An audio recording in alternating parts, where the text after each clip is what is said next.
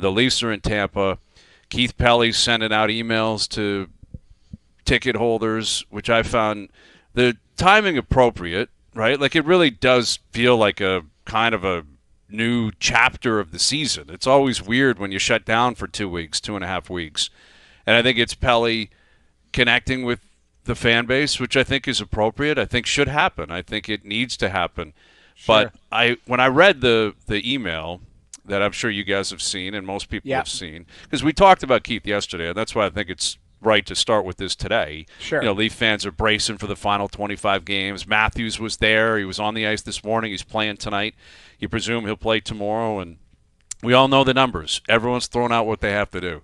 Yeah. You know, 17-8, 16-8-1, whatever you think it is, it's 650, 700 hockey the rest of the way. Yeah.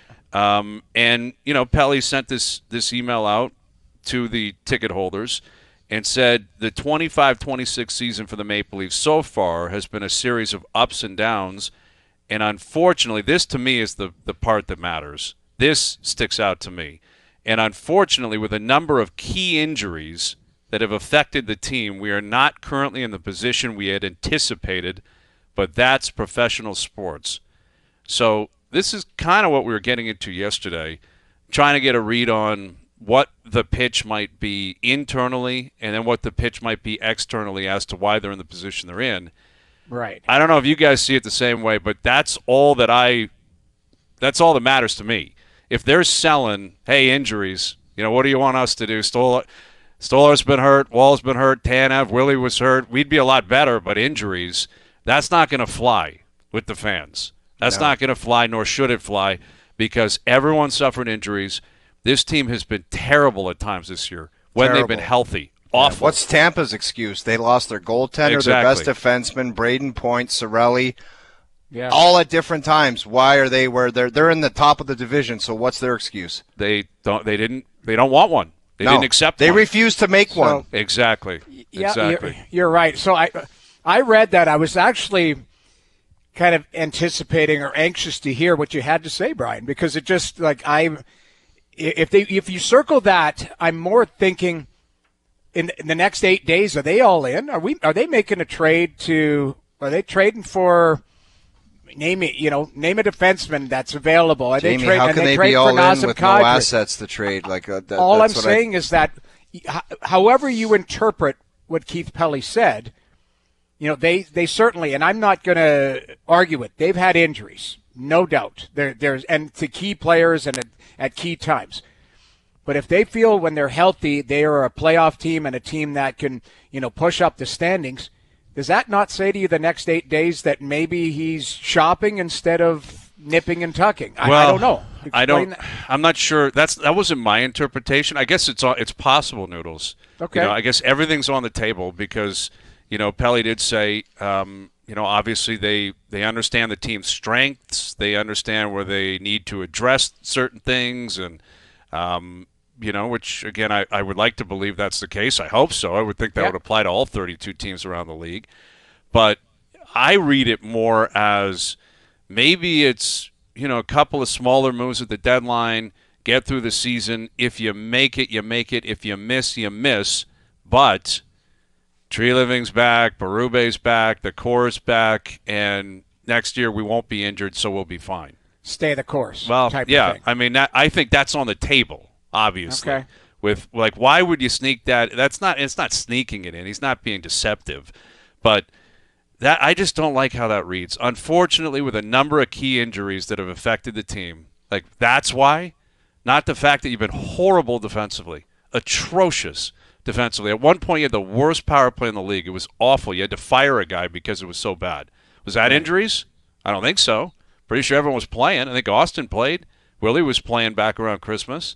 John was playing, right? Morgan was out there. Dude, that's basically their retool letter. This didn't work out. We're going to try to fix it. Sorry. And they used injuries as an excuse. I think it's ridiculous. There was one verbiage in there saying doing everything we can, or, you know, what does that put mean, it up. though? Everyone says that. I understand that, but everyone's doing it. That's not waving the white flag. That's what it is to me. It's like you're saying you're giving Brad Treliving, and rightfully so, he's the manager. You're giving him carte blanche to go. If this team needs something at the deadline, go get it. We're doing everything we can to win. Like that's. To me, that doesn't say, hey, we're going to be patient with it. There was no, wording as to like, give us a minute, we're going to get this back on the tracks or whatever.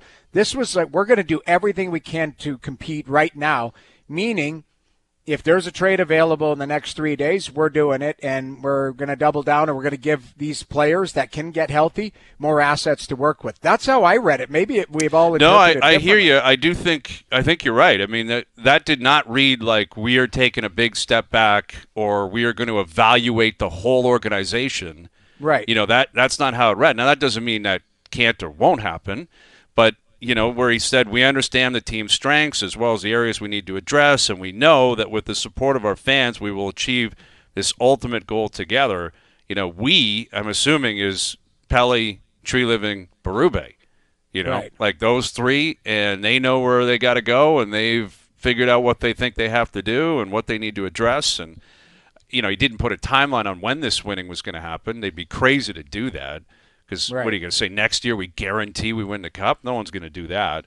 No, but I think you're right, Noodles. I didn't read this as we're taking a step back or multiple steps back to take 3 or 4 steps forward in the future, which I guess does open up the option that they'd somehow be a buyer at the deadline. Well, that was my. I guess just don't what I was know how waiting this for. market. I think they're misreading the market and the fan base completely.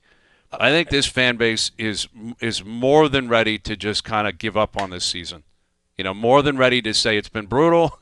It sucked. We had a really good 9 years, made the playoffs for 9 straight years. No one takes that lightly. It was awesome. They're not a disaster. No one's suggesting you blow it up and rebuild. It's the Boston scenario in the fans' mind. I kind of believe. I think you're right. You know what? Like, fair enough.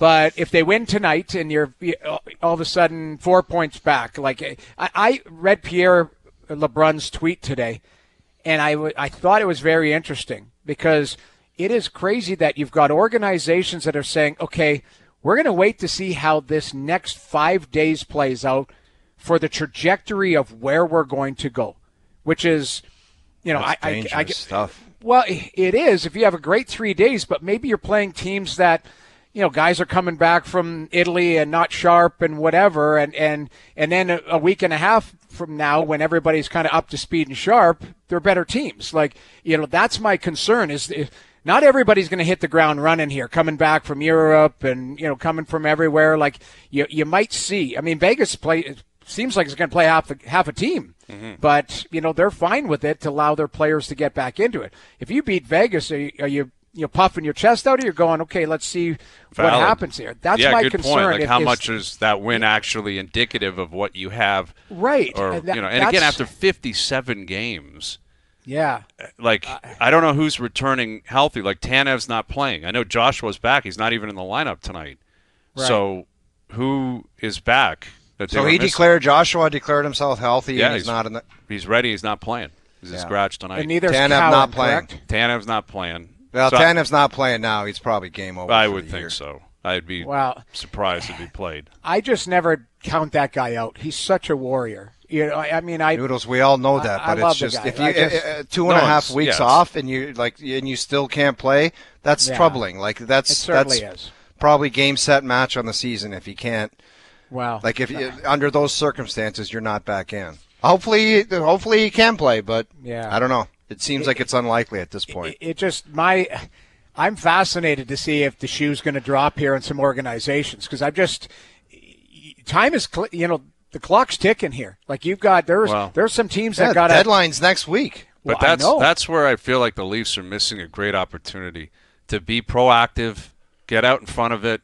Do the reverse Jimmy Rutherford. Yes. Don't make your trades, do your, and just accept it is what it is. And if the guys have a problem with it, say, well, you should have done something different the first 57 games. Yeah. We need to think of our future here. And it's not about 3 or 5 years down the road.